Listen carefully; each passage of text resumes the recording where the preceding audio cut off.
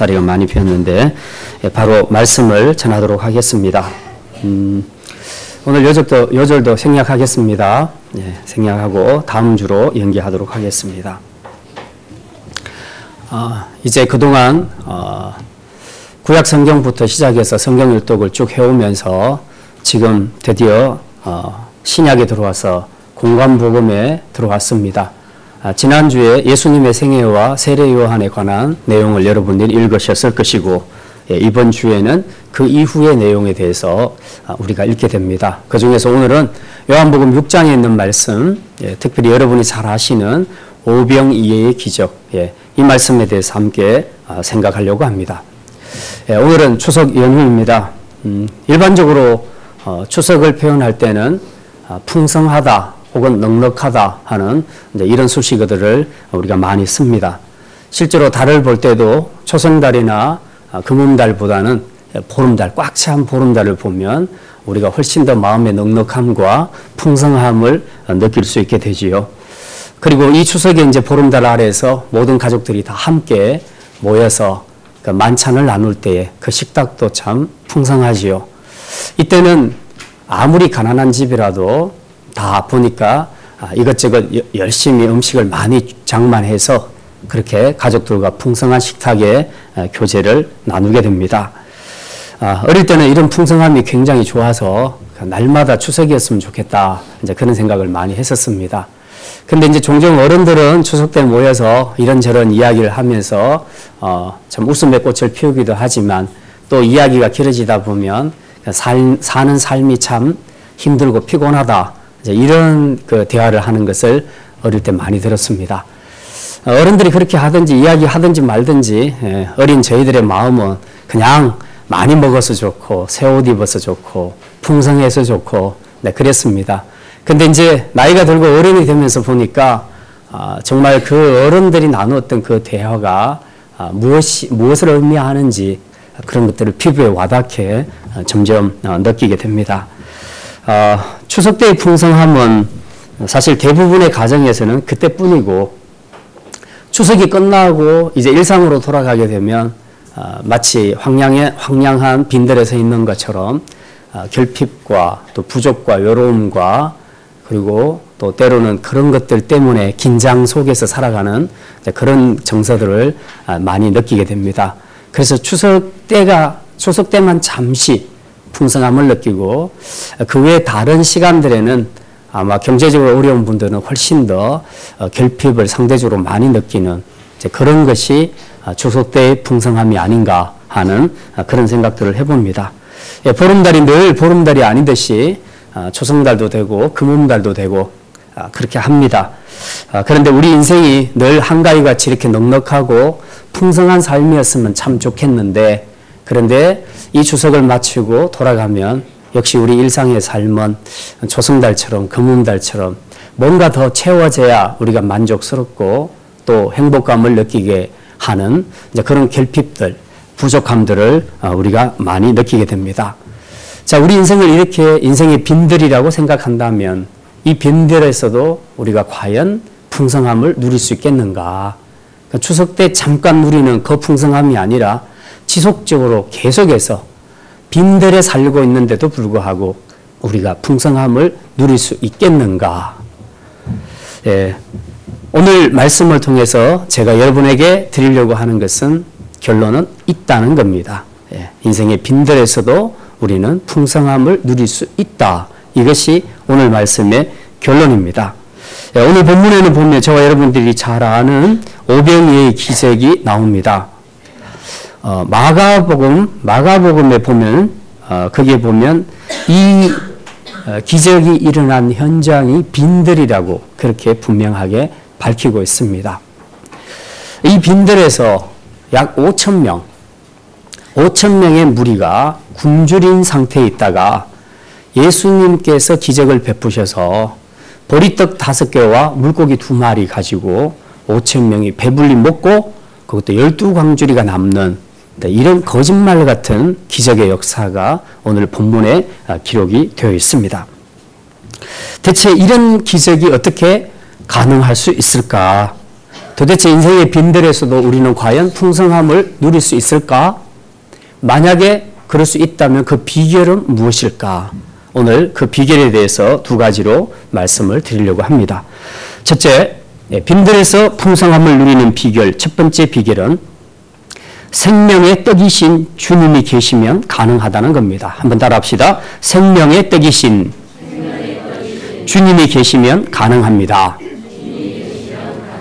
오늘 본문 5절에 보면 예수님께서 당신의 말씀을 듣기 위해서 나온 5,000 명의 무리를 보시고 빌립에게 이런 질문을 하십니다. 우리 5절 같이 한번 읽어보겠습니다.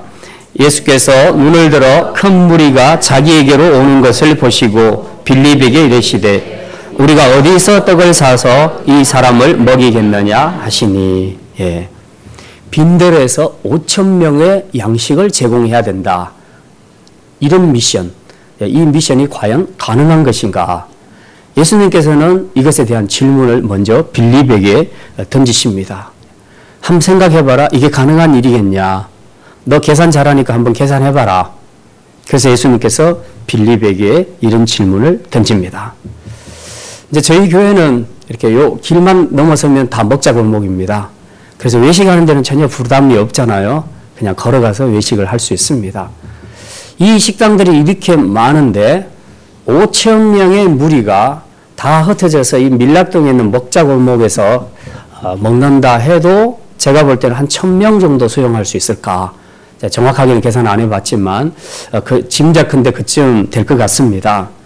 자, 그런데 이게 먹자골목이나 식당가도 아니고 빈들에서, 황량한 빈들에서 몇 명도 아니고 5,000명, 그리고 실제로는 5,000명이 넘습니다. 성경에서 기록된 숫자는 항상 남자 성인을 기준으로 하고 있습니다. 그러니까 여자들과 어린아이들은 숫자에서 제외됩니다. 그러면 이 숫자를 다 더해보면 거의 10,000명 이상은 충분히 된다고 볼 수 있습니다. 자, 이렇게 많은 사람들을 빈들에서 어떻게 양식을 다 제공해서 저들의 배고픔의 문제를 해결해 줄 수 있겠느냐 하는 거죠.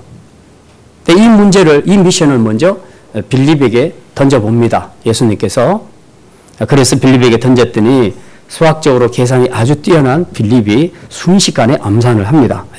대충 계산을 해보니까 주님, 이 5,000명에게 정량은 줄 수 없고요. 조금씩만 양을 줄여서 그렇게 준다 할지라도 200데나리온이 부족할 것 같습니다. 그렇게 대답을 합니다.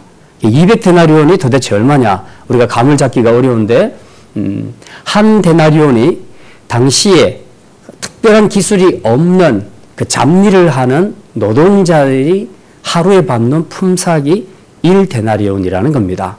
그러면 이제 지금과 막 비교할 수는 없겠죠. 화폐 가치도 다르고 물가도 다르니까 비교할 수 없는데 그냥 어쨌든 우리가 이해하기 쉽게 우리나라 기준으로 본다면 특별한 기술이 없는 사람이 막노동했을 때 약 한 5만 원을 받는다고 우선 가정을 하고 이 5만 원을 받는 사람들이 이제 200데나리온이면 거기다가 200을 곱해야 됩니다. 200을 곱하면 얼마죠?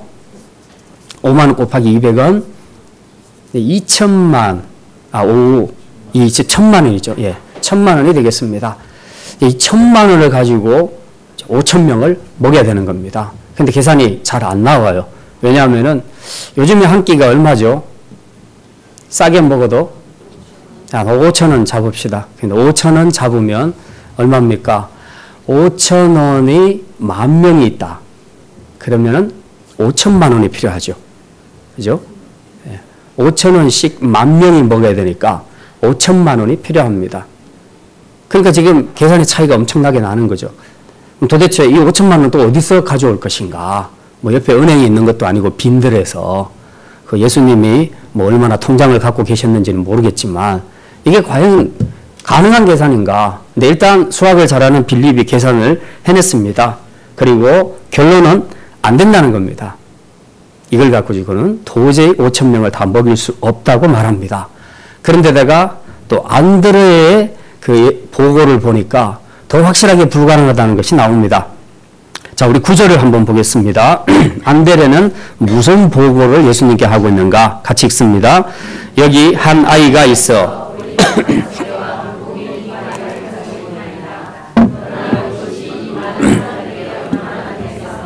예, 보리떡 5개와 물고기 2마리를 어떤 한 소년이 바쳤다고 안드레가 예수님께 보고를 합니다. 근데 자기가 보고를 하면서도 보니까 참 황당하거든요.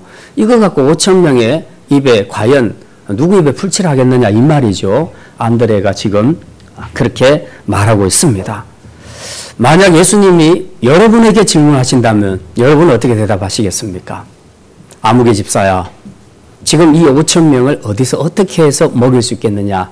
네가 한 답을 해봐라, 계산을 해봐라. 그러면 여러분은 어떻게 대답하실 겁니까? 믿음 좋으신 분이 있습니다. 주님은 하십니다. 예, 예, 맞습니다. 예. 예수님은 지금 이 두 제자의 입을 통해서, 그리고 실제로 우리가 그 현장에 있었다 하더라도 우리도 동일한 계산을 했을 것입니다. 결론은 뭡니까? 불가능하다는 거죠. 이 불가능하다는 대답을 예수님은 유도하셨습니다. 이 불가능하다는 대답, 이 대답 바로 여기에 기독교의 역설이 있다는 겁니다. 불가능한 곳에서 이제 드디어 예수님께서는 역사하셔서 불가능을 가능으로 만든다는 겁니다. 사람은 할 수 없는 거죠. 사람은 누구에게나 다 물어봐도 불가능하다고 답을 했습니다. 이 상태에서 예수님께서는 그래, 너희들이 이걸 확실하게 불가능한 것이라고 대답을 했지? 그러면 이제부터 봐라. 이것이 정말 불가능한 일인가?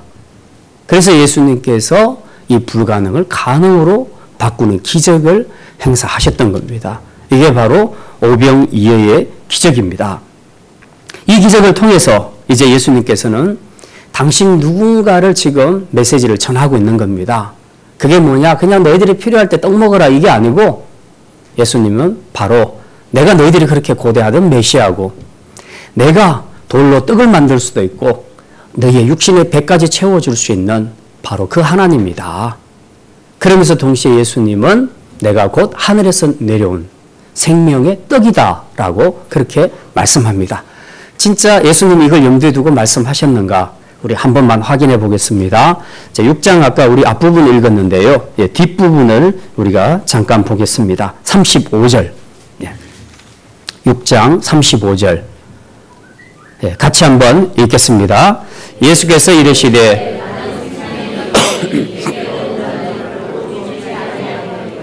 나를 믿는 자는 영원히 목마르지 아니하리라. 50절 같이 읽습니다. 이는 하늘에서 내려오는 떡이니 사람으로 하여금 먹고 죽지 아니하게 하는 것이니라.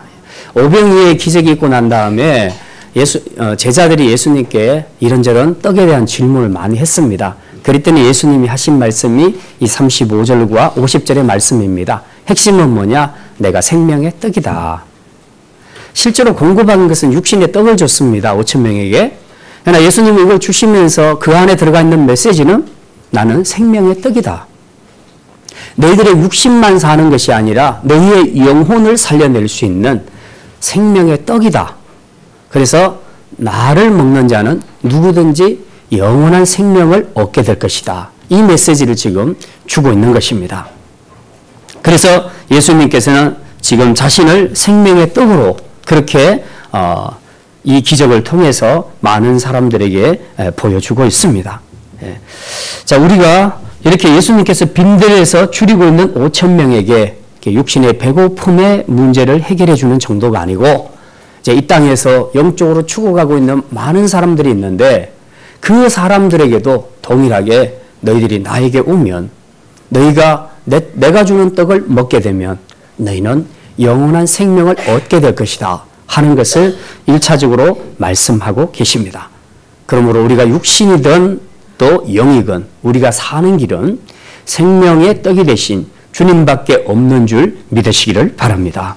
그리고 그분 안에 있을 때 우리는 비로소 넉넉함과 풍성함을 누릴 수 있게 된다는 말씀입니다. 실제로 이 기적을 체험한 현장을 보니까 정말 풍성합니다. 11절에 보니까 우리 11절 한번 보겠습니다. 11절 예수께서 떡을 가져 축사하신 후에 앉아있는 자들에게 나눠주시고 물고기도 그들에게 예, 눈에 확 들어오는 구절이 있습니다. 원대로 주시니라. 예. 우리 혹시 먹을 때 그런 얘기하죠. 원 없이 먹었다. 이제 그런 얘기를 많이 합니다. 이 말은 정말 먹는 우리에게 너무 행복감을 주는 단어 아닙니까? 그죠? 예. 맛있는 걸 먹긴 먹는데 정말 간에 기별도 안 갈 정도로 주고 나면 이건 먹어도 이게 왠지 좀 섭섭하고 그리고 심하면 좀 짜증도 나죠. 차라리 주지 말지. 이제 그런 생각이 듭니다. 그래서 맛있는 걸 줄 때는 화끈하게 많이 주는 것이 좋습니다. 그래서 아주 풍성함을 누리는 거. 그게 굉장히 중요한데 이 원 없이 먹는다는 거. 예. 이게 바로 풍성함을 말하는 거 아닙니까? 우리가 돈이 많으면 원 없이 먹을 수 있죠. 근데 가난한 사람들은 먹고 싶어도 원 없이 못 먹습니다. 그래서 소고기를 사도 항상 조금만 사서 조금씩 나눠서 먹죠. 예. 저희 어머니는 옛날에 참기름을 쓸 때도 항상 부타가 말았습니다. 부타가 방울 한 방울 떨어질 때 아주 잽싸게 당겨 올립니다. 예. 그러니까 분명히 부엌에서 참기름 냄새가 났는데 음식에서는 별로 안 나는 거예요. 예. 이게 이제 우리가 풍성하지 못하면 원 없이 먹기는 힘듭니다. 그런데 주님은 풍성하게 먹이셨다는 겁니다. 지난 2주간 우리가 이제 교회 인테리어 하면서 우리가 다른 교회 예배당에서 예배를 드렸죠. 좀 불편하기도 했습니다만 그것만 불편한 것이 아니라 이제 예배 끝나고 식사를 항상 교회에서 했었는데 근데 이제 식사 준비도 안 되잖아요. 장소가 없으니까. 그래서 한 주는 김밥으로 돌렸고 한 주는 또 주먹밥으로 먹고 예, 이제 그렇게 했습니다. 그런데 그 우리 청년들 중에서 보니까요. 그것이 부족해가지고 나가서 또 사 먹더라고요. 예. 참 원 없이 주지 못했습니다. 예. 우리 교회 데나리온이 부족해가지고 예. 그래서 원 없이 주지 못했더니 먹고 섭섭해서 얘들이 또 나가서 또 사 먹었다는 그런 얘기입니다. 그런데 이 5천 명을 먹이려면 도대체 어떻게 했습니까? 근데 참 놀라운 일이 일어났습니다. 예수님께서 보리떡 5개와 생선 2마리 가지고 5천 명을 먹이고 그것도 12바구니나 남겼다고 그렇게 기록하고 있습니다. 이거보다 더 풍성할 수 있겠습니까? 그죠? 예. 사람이 과연 이 일을 할 수 있겠느냐? 못합니다. 오직 주님만이 하십니다. 네. 우리가 할 수 없는 일을 주님께서는 하십니다. 우리의 상황이 아무리 어렵고 힘들어도 또 우리가 서 있는 곳이 살아가는 삶의 터전이 황량한 빈들과 같아도 우리 삶에 주님이 함께 하신다면 우리는 풍성함을 누리게 될 줄 믿으시기를 바랍니다. 또한 풍성함에는 예수님의 축사를 빼놓을 수가 없습니다. 오늘 본문에 보면 예수님께서 11절에 아까 우리 읽었죠. 예수께서 떡을 가져 축사하신 후에 그렇게 기록합니다. 축사하셨다는 말은 원어로 보면 감사한다는 뜻입니다. 예수님도 음식을 앞에 두고 기도하실 때에 하나님께 감사했습니다. 이것이 이제 축사라는 단어로 그렇게 쓰여졌는데요. 예수님께서 감사하셨다. 자, 여러분은 어떻습니까? 여러분의 가족들이 예를 들어서 저희도 그렇고 처가도 그렇고 식구가 되게 많습니다. 예, 저희는 7남매, 저쪽은 8남매, 도합 15남매입니다. 예. 가족들이 모이면 굉장히 많습니다. 숫자가 많은데 근데 뭐 예를 들어서 저희 아버님 살아계실 때 보니까 이 세뱃돈을 나눠주는데도 예, 이게 엄청난 고역입니다. 손주들이 너무 많은 거예요. 근데 할아버지가 무슨 돈이 있습니까? 그러니까 이제 결국은 이제 1,000원짜리로 돌릴 수밖에 없는 거죠. 예. 이게 이제 이런 문제죠. 예. 우리가 작은 것, 숫자는 내가 먹여야 될 우리 가족들의 수는 많은데 내가 받는 봉급은 요거밖에 안 된다. 그러면 내가 이걸 갖고 어떻게 다 먹을 수 있겠는가? 가장으로서 이제 엄청난 부담이 될 수가 있죠. 여자분들이 살림할 때도 마찬가지잖아요. 우리 가족들에게 먹여야 될 양식, 아이들 교육비 이런 거 생각하면 이 정도 돈이 있어야 되는데 남편이 가져다 주는 돈은 요거밖에 안 된다. 그랬을 때 그 느끼는 상대적인 결핍감 이제 이런 것들이 있죠. 근데 그런 정도의 봉급을 받아가지고 과연 하나님 앞에 감사합니다 하고 감사 기도를 할 수 있겠는가 하는 거죠. 우리는 많으면 저절로 감사합니다. 근데 적으면 감사하기가 어렵습니다. 감사하기가 어렵죠. 5천 명을 먹여야 되는 미션 앞에서 예수님께서 딸랑 보리떡 5개와 물고기 2마리를 넣고 하나님 앞에 이렇게 풍성한 양식을 주셔서 감사합니다라고 기도할 수 있겠는가? 예수님은 그렇게 기도하셨습니다. 하나님 감사합니다. 이 5천 명에게 이런 양식을 허락해 주시니 감사합니다. 이 기도 들으면 옆에 있는 사람들이 얼마나 비웃겠어요. 저걸 가지고 5천 명을 어떻게 먹이겠다고 감사 기도까지 하냐. 그 욕하거나 불평 안 하면 다행이죠. 그렇게 예수님께서 감사 기도할 때 실제로 그 다음부터 역사가 나타났던 것입니다. 풍성함의 기적은 바로 여기에 있습니다. 첫째는 생명의 떡이 되신 주님이 그곳에 계시면 그 역사가 일어나고, 두 번째는 감사하는 곳에 역사가 일어나는 것입니다. 아무리 작은 것이라도 오병이어로 5천 명을 먹여야 되는 엄청난 부담이 있더라도 하나님이 나에게 주신 것이 최상의 것임을 알고 감사기도 할 때 하나님께서는 더 많은 것으로 30배, 60배, 100배의 결실을 거둘 수 있는 그런 축복을 주시는 줄 믿으시기를 바랍니다. 이제 두 번째 말씀입니다. 빈들에서도 우리가 풍성함을 누릴 수 있는 비결은 무엇인가? 헌신하는 사람이 있을 때 가능하다는 것입니다. 한번 따라합시다. 헌신하는 사람이 있을 때 가능합니다. 예. 빌립의 계산은 아주 뛰어납니다. 머리가 영특해서 수학적으로 아주 뛰어납니다. 그런데 이 뛰어난 계산을 마친 후에 빌립의 결론은 불가능이었습니다. 안 된다는 것이었습니다. 안드레도 마찬가지였습니다. 오병이어로 5천 명 무슨 도움이 되겠습니까? 안드레도 그렇게 말했습니다. 자, 그런데 이들의 두 사람의 공통점이 있습니다. 그게 뭡니까? 예. 인간적인 계산은 잘 하는데 이 계산을 뛰어넘어서 일하실 수 있는 전능하신 주님은 고려하지 않았다는 것입니다. 이게 이들의 계산, 이들의 신앙에서의 문제점이었다는 것입니다. 우리들도 종종 이런 오류를 범할 때가 있죠. 그런데 이런 굉장히 놀라운 일이 벌어졌습니다. 이들의 계산을 뛰어넘는 엄청난 기적이 일어났는데 한 소년이 드린 보리떡 5개와 물고기 2마리로 예수님께서 5천 명을 먹이시고 12강주리를 남기시는 기적을 행하셨다는 것입니다. 물론 이 기적에서 첫 번째 주인공은 단연코 예수님이십니다. 그러나 이 주인공 대신 예수님이 하신 일들을 우리가 자세히 살펴볼 필요가 있습니다. 그 주님이 그냥 혼자 일하셨는가? 아니면 사람을 통해 일하셨는가? 오늘 보니까 어린 한 소년이 드린 보리떡 5개와 물고기 2마리, 이 헌신을 주님은 안드레처럼 무시하지 않고 받았습니다. 받고 거기에 축사할 때에 이런 엄청난 역사가 일어나게 된 것이죠. 우리는 흔히 그런 생각을 많이 합니다.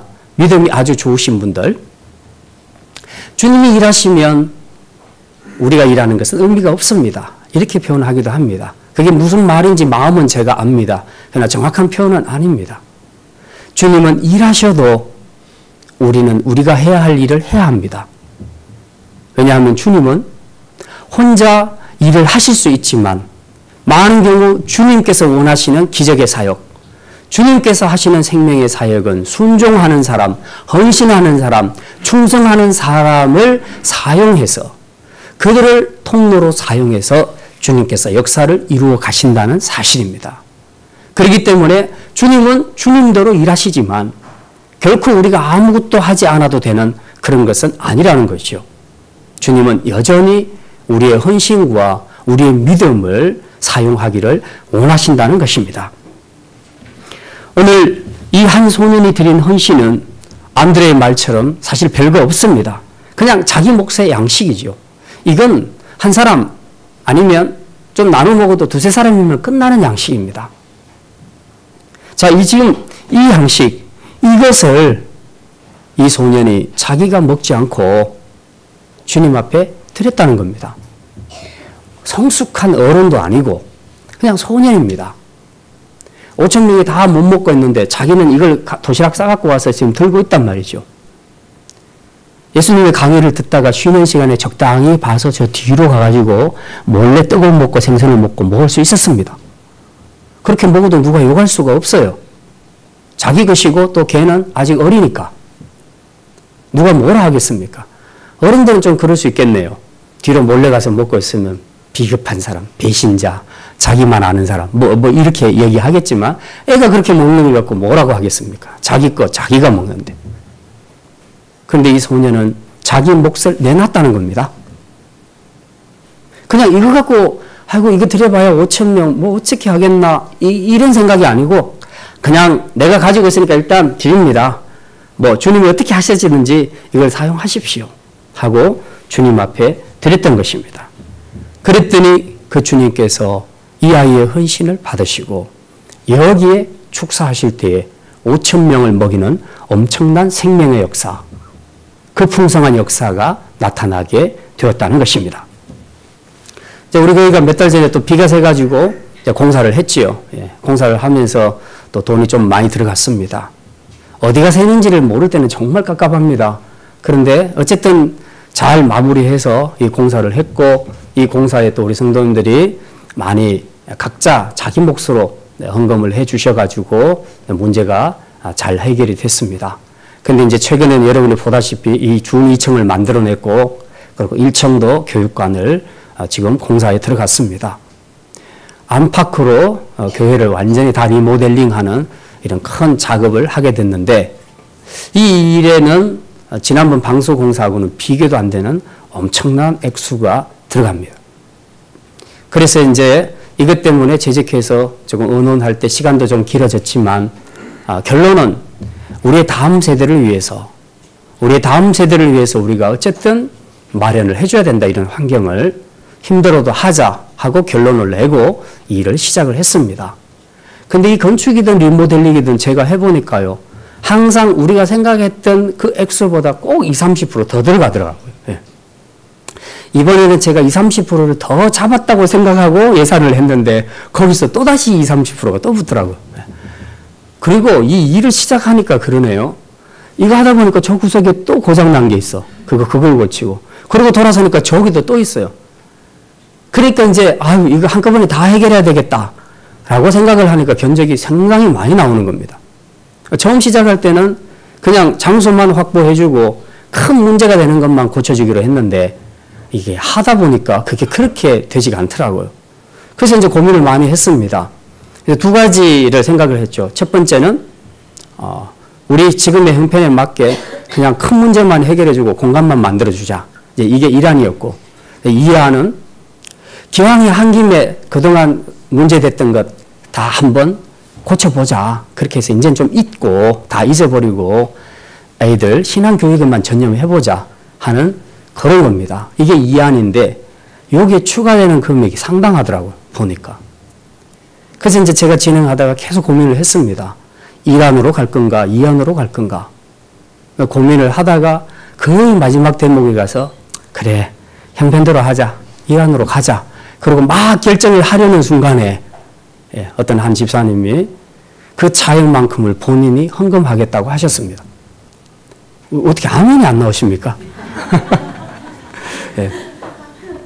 제가 깜짝 놀랐어요. 그 액수가 결코 적은 액수가 아닌데 그래서 이제 너무 미안하기도 하고 또 감사하기도 했죠. 예. 그렇게 해서 결국은 2안으로 이제 진행이 되고 있습니다. 그래서 아마 한 2주 뒤에는 여러분이 1층, 3층에서 아주 놀라운 변신을 보게 될 것입니다. 비록 교회는 작지만 충분히 아름답고 예쁜 그리고 아이들이 신앙교육을 받기에 참 좋은 환경으로 그렇게 만들어진 모습을 보게 될 것입니다. 저는 이제 그런 생각을 했습니다. 이게 하나님이 일하시는 방식이구나. 우리는 빌립처럼 막 계산을 했는데 인간적으로 계산해서 안 된다고 생각을 했는데 우리의 생각을 뛰어넘는 방식으로 하나님이 일을 하셨습니다. 어떻게? 많은 사람도 아니고 딱 한 사람의 그 헌신을 통해서 1안에서 2안으로 옮겨가게 됩니다. 제가 구체적으로 1안과 2안으로 갔을 때 그 결과물을 화면으로 보여드리면 여러분은 깜짝 놀라실 겁니다. 1안은 거의 초가집이 나오고요. 2안은 기하집이 나옵니다. 자세하게 말씀은 못 드리지만 근데 그 차액이라는 것이 참 쉽지 않은 액수인데 그 액수를 어쨌든 헌신하는 사람, 그냥 단 한 사람이 그 짐을 져짐으로써 이제 우리가 정말 그동안 열심히 기도하고 또 비전을 갖고 품고 함께 하려고 했던 그 일을 이루어가게 되었다는 것이죠. 그래서 역시 주님의 일하심은 우리의 예상을 뛰어넘는다. 이제 저는 오늘 이 말씀을 보면서 그런 생각을 했습니다. 아, 나는 참 그 빌립하고 비슷하구나. 예. 그냥 주어진 것 갖고 어떻게든 교인들 부담 안 주고, 예. 그냥 있는 것 갖고 어떻게 해보려고 그렇게 생각을 했는데, 정말 제 안에 하나님께서 주신 이 비전은 놓쳐버렸습니다. 예. 정말 제 비전 하나만큼 확실했거든요. 다음 세대 교육은 확실하게 우리가 아낌없이 투자해서 다음 세대를 살려야 된다. 지금 각 교회마다 심각합니다. 중고등부 다 죽어가고요. 주일학교 애들 없습니다. 예를 들면 우리 교회에서 지금 INC를 하고 있는데 똑같이 INC를 하고 있는 파주에 있는 교회를 보면요. 교인이 1000명이 모입니다. 1000명이 모이는 교회 중고등부가 몇 명인 줄 아십니까? 40명입니다. 우리 교회는 지금 그보다 월등히 떨어지는데도 우리 교회가 지금 모이는 중고등부 숫자가 40-50명입니다. 결국은 우리가 이 꿈과 비전, 다음 세대에 대한 꿈과 비전을 부모들이 힘들지만 그걸 끼안고 수고하고 헌신하지 않으면 이런 역사가 나타날 수 없는 겁니다. 우리도 똑같이 그냥 돈 아끼고 그냥 애들 힘들게 하니까 귀찮고 그러니까 다 그냥 차단시켜 버렸더라면 누가 이 작은 교회에 들어오겠습니까? 아이들이. 그래서 저는 정말 하나님 우리에게 주신 비전, 이 비전이 정말 하나님 앞에서 옳은 비전이라면 우리가 힘들더라도 함께 우리 부모들이 힘을 다해서 이 아이들을 위해서 투자해주고 또 섬겨주는 것, 이것이 우리 다음 세대를 살리는 길이다. 저는 그렇게 생각합니다. 그래서 오늘 이번에 이런 인터뷰를 하면서도 제가 참 비전을 갖고 있었는데 순간적으로 놓쳐버린 거예요. 빌립처럼 계산이 안 나오니까 그냥 이란으로 가야 되겠다. 이제 이런 생각을 하게 된 거죠.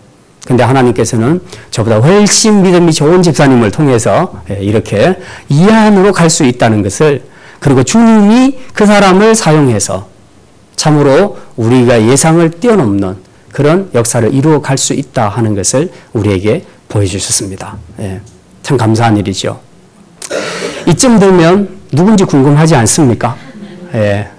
참 궁금하지요. 그래도 알려드릴 수는 없습니다. 그런 말이 있죠. 너무 깊이 알려고 하지 말라. 알면 다친다. 이제 그런 얘기가 있습니다. 뭐 본인 이름을 절대로 밝히지 말라 그래서 저도 말씀을 드릴 수는 없고요. 어쨌든 하나님께서는 이렇게 단 한 사람, 많은 사람이 아니라 단 한 사람이라도 그 헌신을 할 때에 하나님께서 그를 통해서 이 기적의 역사를 이루어 가시는 것입니다. 그래서 이 헌신과 기적의 절묘한 관계가 바로 이런 것입니다. 우리는 기적을 말하면 자꾸 로또 복권을 생각을 합니다. 우리 교회가 인테리어도 좀 해야 되고 좀 큰 데로 가야 되는데 뭐 이런 이야기가 성도들 간에 나오면 누가 로또 복권 없나? 산 사람이 없나? 누가 당첨된 사람이 없나? 이제 자꾸 이런 이야기를 합니다. 오죽 답답했으면 로또 복권 이야기 하겠습니까마는 하나님이 이루어 가시는 그런 기적은 하나님의 방식으로 하는 것이지 우리가 로또 복권 맨날 산다고 되는 것은 아닙니다. 그런 것은 아니고 정말 중요한 것은 단 한 사람이라도 자기 몫을 하나님 앞에 헌신하여 드릴 때, 이 어린 소년처럼 그렇게 드릴 때에 우리의 예상을 뛰어넘는 기적 같은 하나님의 일하심이 나타날 수 있게 된다는 사실입니다. 우리가 이 믿음을 가지고 그냥 많이도 말고 자기 몫만 할 수 있다면 정말 주님이 우리를 얼마나 풍성하게 하시는가 하는 것을 우리가 보게 될 것입니다. 단언컨대 저는 이제 이 리모델링 공사가 끝난 후에는 아이들이 행복해질 것이라고 믿습니다. 유아들을 데리고 있는 부모들이 행복하게 편안하게 예배를 드릴 수 있을 것이라고 믿습니다. 그리고 그 일을 통해서 성도들과 함께 기뻐하게 되고 이제 말씀의 은혜, 예배의 은혜, 그리고 교회 사역을 통한 은혜가 우리 샘물교회 가운데 더 풍성하게 나타나게 될 줄 믿습니다. 그래서 감사하는 마음으로 우리가 계속해서 이런 마음으로 하나님 앞에 헌신하며 나아가야 할 것입니다. 이제 말씀을 마칩니다. 개인적인 결핍과 전혀 관계없이 추석 때에는 누구나 풍성함을 누리게 됩니다. 그러나 이 추석이 끝나게 되면 우리가 다시 돌아가야 될 환경이 빈들과 같아서 우리가 실망하거나 낙심하기가 쉽습니다. 그러나 나의 어떠함과 전혀 관계없이 여러분과 함께 하시는 생명의 떡이 되신 그 주님이 여러분과 함께 계심을 믿으시기를 바라고 또 그분을 바라보시기를 바랍니다.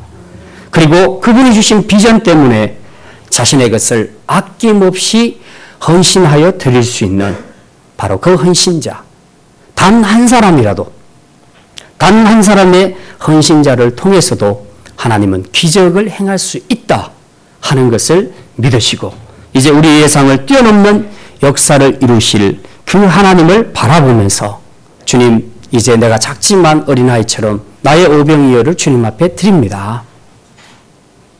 그래서 내 스스로가 먼저 하나님 앞에 헌신자가 될 때에 각자가 드린 이 헌신을 통해서 하나님이 만져주시고 하나님이 일하셔서 여러분의 가정과 우리 교회에 부어주시는 하나님의 풍성한 은혜가 여러분의 삶에서 나타날 수 있기를 주님의 이름으로 축원합니다.